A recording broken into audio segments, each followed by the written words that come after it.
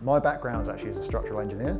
So from university back in 2011 now, for the last 7 or 8 years, I was working as a structural engineer, so designing buildings. And then I started seeing virtual reality become more adopted in the space. And I thought, not only do I quite like that, I could see how that could greatly benefit the construction industry. And so I started upskilling a little bit in the Unity game engine. My dad somehow got hold of a Samsung Gear VR headset and gave it to me because he had no idea how to use it. And so I just started upskilling in that area. And so 2 or 3 years later, then AR started becoming more prominent in the industry. And I just continued that upskilling. And so I taught myself how to code, and then probably 2 or 3 years ago realized I think I actually prefer developing in this space rather than engineering. So I decided to completely flip it on its head, look at a new career, and then I just spoke to as many different people as I could in Perth in the industry, try and find out what the industry was doing, what I could do to make myself better and more I guess useful in that industry and that way of things. Found Sentient, and yeah, the rest is history.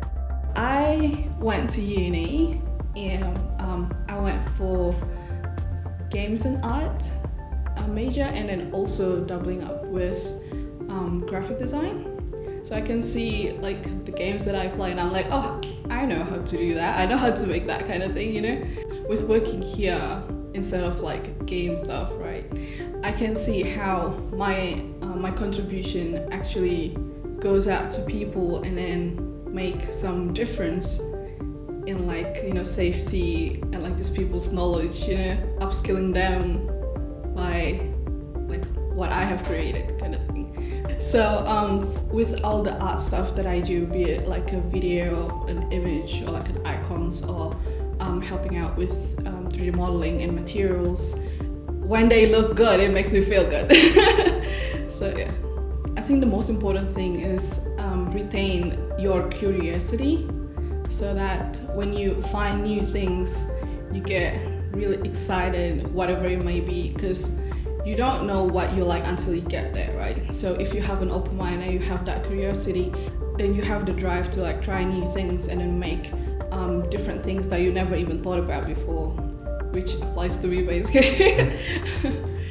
I certainly think we're at the beginning of AR in terms of technology, and it's certainly not quite as immersive as VR, but I feel like it's where VR was 4 or 5 years ago. So we've got mobile phones, tablets.